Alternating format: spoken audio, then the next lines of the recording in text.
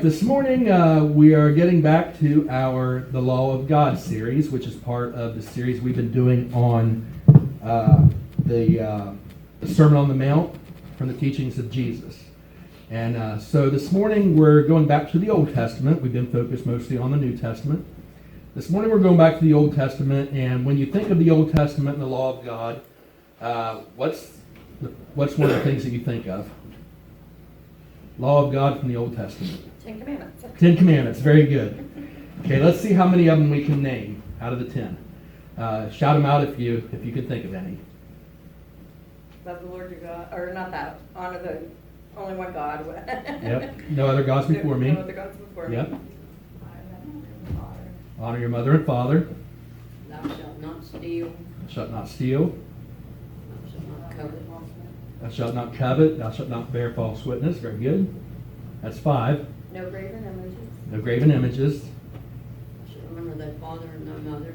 Father and mother. Oh, sorry. It's okay. That's all right. That's 6. Thou shalt not lie. Bear false witness or lie. Yes. Oh, okay, sorry. No, you're right. You're right. It's just two ways of framing the same thing. Steal. Thou shalt not steal. I think somebody said thou shalt not steal. Thou shalt not commit adultery. Adultery. There's one right in there with stealing and adultery. It's what we probably usually think of the big one. Kill. Kill. Thou shalt not kill. Okay, there's one more, I believe. Has to do with what comes out of our mouth. Take the Lord's name in vain. Very good. Take the Lord's name in vain. We got all 10 of them. Good job, guys. All right. Now, when we think of these 10 Commandments, do we think that they are done away with, that we don't have to obey them today? No. A lot of times we think that, especially since Jesus talked about fulfilling the law, but at the same time he said he wasn't abolishing the law, he wasn't doing away with the law. In fact, as we're going to talk about in the main message, is he talked about basically what he did was he summarized the law into 1 or 2 main commandments, which is to love God and to love each other. And I'm paraphrasing. It doesn't get any simpler than that. Love God, love each other. Now, when we do those things, does that get rid of the 10 Commandments? No. Because when we do those things, then we are obeying the 10 Commandments. If we don't kill, if we don't steal, if we don't commit adultery, if we don't covet something that belongs to our neighbors, if we don't do all these things, then what are we doing? We're showing love for who? For God and for our neighbors. Very good. And so Jesus wasn't doing away with the 10 Commandments. He was summarizing them. And we're going to look at the scripture and see how that is. But the one thing I want the young people to think about is when we obey the 10 Commandments, who are we doing that for? We're doing it for God and for each other. But here's the kicker. We're also doing it for ourselves. Because when we obey God, when we obey His laws, we are welcoming Him to give us the blessings that He wants to give to us, each and every one. The first commandment with promise it talks about is the commandment to love and to honor our parents, our mother and father. And it says in Exodus chapter 20 that we're going to read here in a few moments. But this is the first commandment of promise. It says, honor your father and your mother, that your days may be long on the earth in the land that the Lord has given you. And so it's the first commandment with promise to us. And then the next commandment we'll see is also one that has a promise to us. But when you think about it, and I'm going to talk about this, is they all have promise. That if we obey God's 10 Commandments, and if we do what the summary is, to love God and to love each other, then we are allowing Him to have His way in our lives, to acknowledge that He is in control, not us. And when God is in control, who wants the best for us, then we are allowing Him to give us His very best. All right, as many of you know from some of the messages that I've preached, is I like top 10 lists. You may remember some of the top 10 lists I did in my series that I did around Mother's Day and Father's Day, the Virtuous Family series. And so this morning we're going to take a look at God's very own top 10 list. In the law of God, as we said in the Old Testament, we're looking at the 10 Commandments. Now, we already answered this, but if we're not under law but under grace, should we keep the 10 Commandments? And the short answer is yes, we should still keep the 10 Commandments. In Exodus chapter 32, Moses broke the 10 Commandments. He went up on the mountain, on Mount Sinai, and he came back down and he saw the wickedness that the people had gotten into while he was gone, and he was frustrated. He was angry. He was so angry that he took the tablets that God had given him and he threw them down on the ground and busted them into pieces. And he really tied into the people and chastised them. And he was really upset and really frustrated. And so he goes back up on the mountains, up on Mount Sinai, and God gave him a second set of 10 Commandments. Now, does anybody know what God said when Moses broke the 10 Commandments? He said, "That's all right. I've got to back up in the cloud." Okay, those of us that are tech savvy with computers and cell phones, we know what that means. But basically, God did have a backup in the cloud. He still had the 10 Commandments. They were still in his head, and he gave them back to Moses. This time, writing them with his own finger. With his own finger, he inscribed the 10 Commandments the second time, and Moses took those 2 tablets back down and gave the 10 Commandments to the people of God. Now, if it's important enough for God to rewrite the 10 Commandments on tablets of stone with his own finger, then surely they are important enough for us to keep. So in our study of the Sermon on the Mount, the Teachings of Jesus series from the Gospel of Matthew, we've established so far that Jesus was not just a prophet speaking on behalf of God, but as God in the flesh, he literally had the authority to create, establish, abolish, destroy, and recreate the law. But he didn't. Not yet.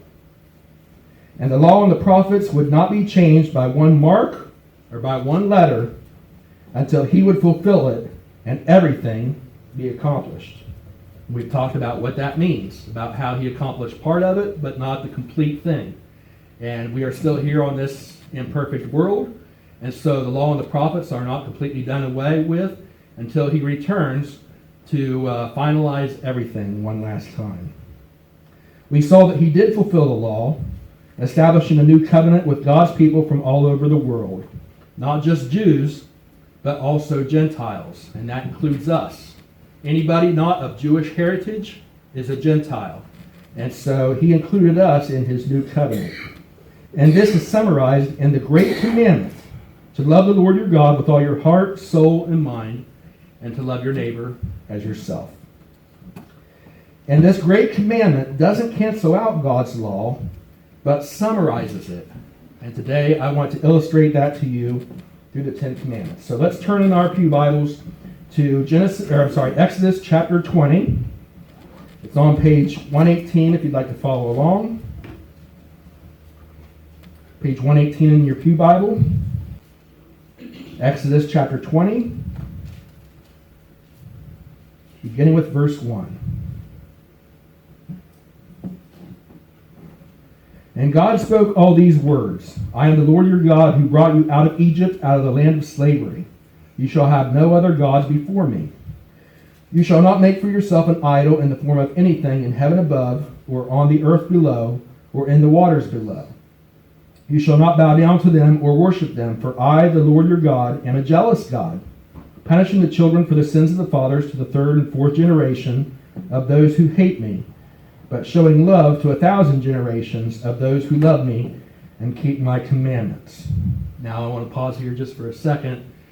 This section where he talks about punishing children for the sins of the fathers, we talked about that within the last couple weeks, about how God does not punish somebody for somebody else's sins, but how we have natural consequences in this world from things that we do. When we make mistakes, sometimes they affect our children, and they affect our grandchildren. Sometimes they're life-changing decisions that not only affect ourselves, but affect those around us.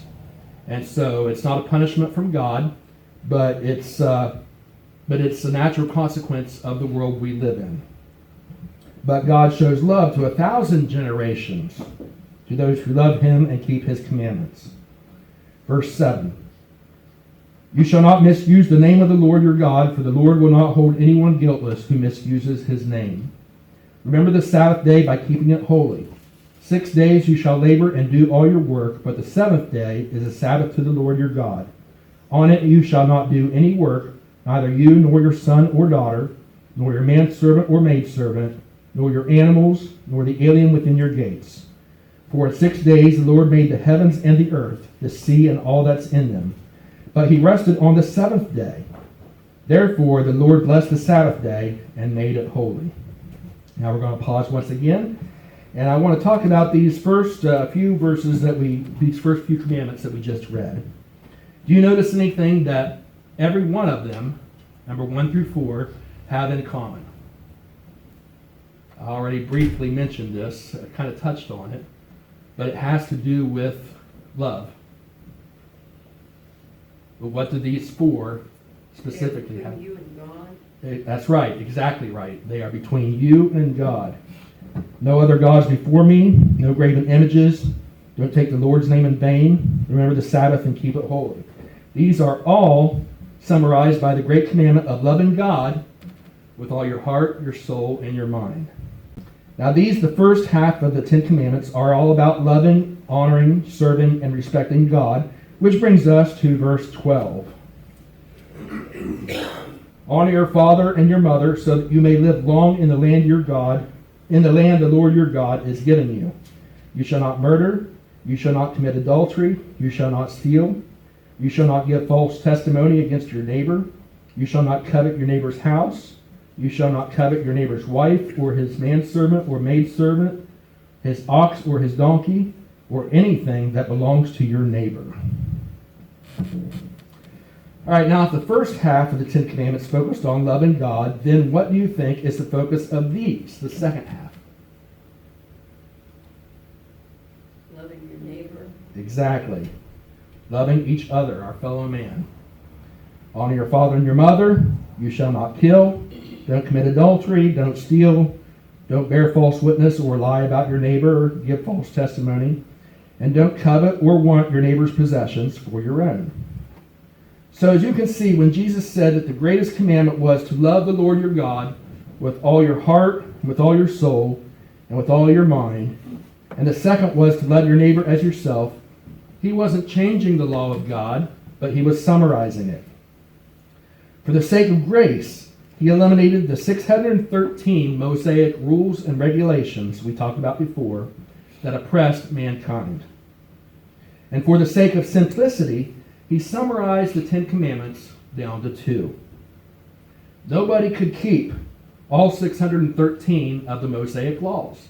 That's why they needed a priest, so that they could come to the priest, and all throughout the year they'd come back to the priest and have him absolve them of their sins, because they could not keep all 613 of those laws, rules, and regulations that Moses had given them. And the 10 Commandments, they're a lot simpler than 613 rules and regulations, right? It's a little bit easier to keep 10 than it is to keep 613. And Jesus handled these differently, as we'll talk about in a few moments too. But then, we were able to name all 10 of the 10 Commandments with a little bit of time here. We were able to name all 10 of them from memory. But how much easier is it for us to name 2 and then to remember them? And when we fulfill those 2, then obviously we're not going to break the other 10, because to break those other 10 would be to break those 2. So it's all for the sake of simplicity. Like the Gaither song says, loving God and loving each other. That's what Jesus summarized these down to be. Now, if you'll notice in the Sermon on the Mount in Matthew chapter 5, which we've been studying in our series, the only clarifications Jesus makes on these commandments are in the spirit of loving God and loving each other. And in Matthew 22, verse 40, he says, all the law and prophets hang on these two commandments of love. And against such there is no law. The Apostle Paul explains it in Romans chapter 13 as he summarizes Jesus' teachings from the last half of Matthew chapter 5. If you want to follow along, I'm going to read now from Romans chapter 13. It's on page 1765 in your Pew Bible.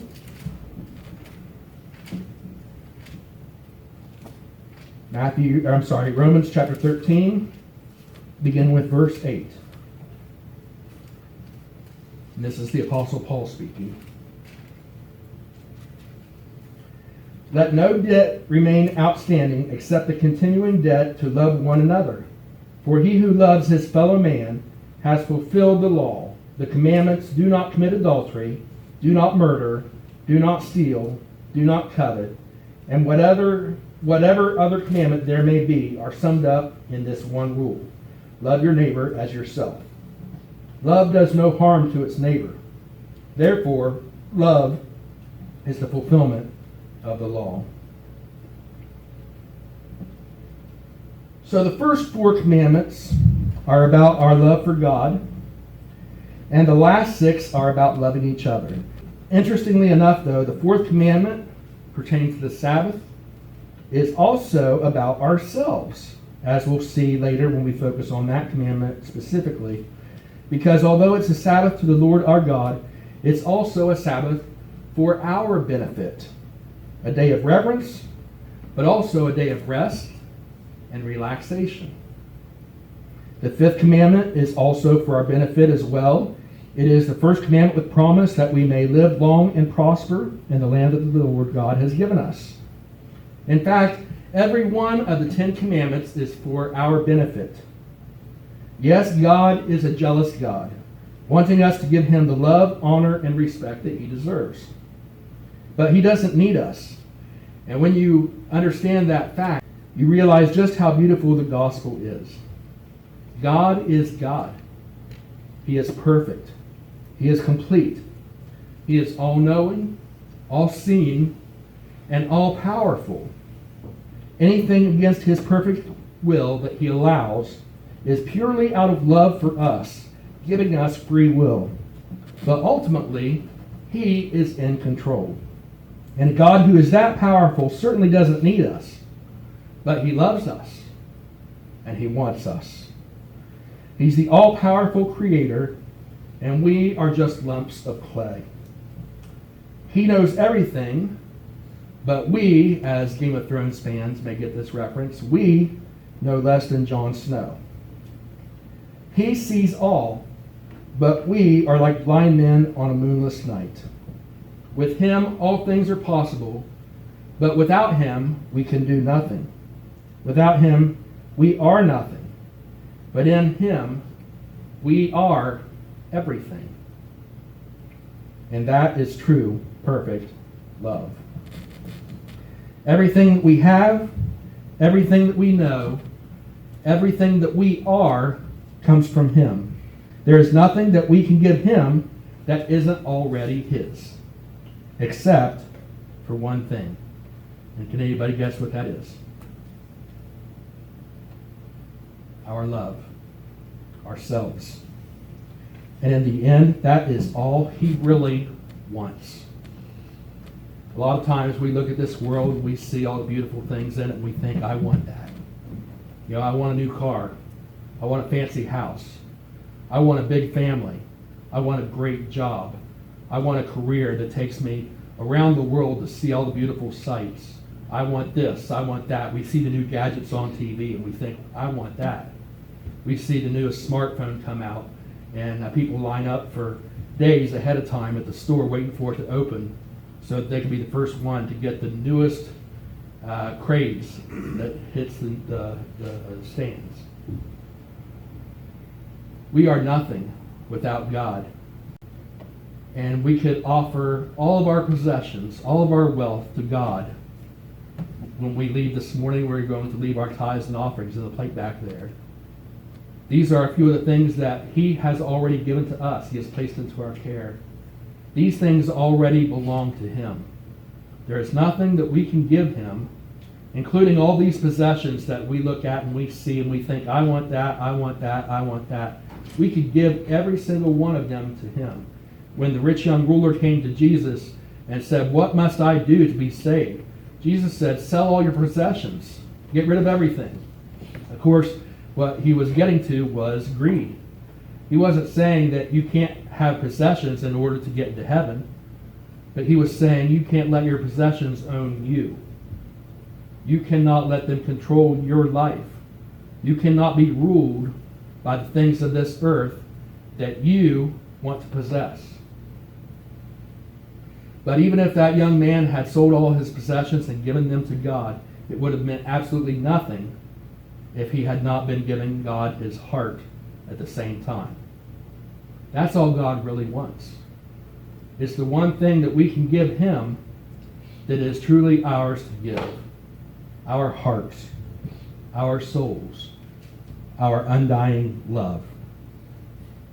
God's love for us is so perfect that his law is all about us loving each other as he first loved us, and asking for us to love him back so that we can receive all the blessings that he has prepared for us.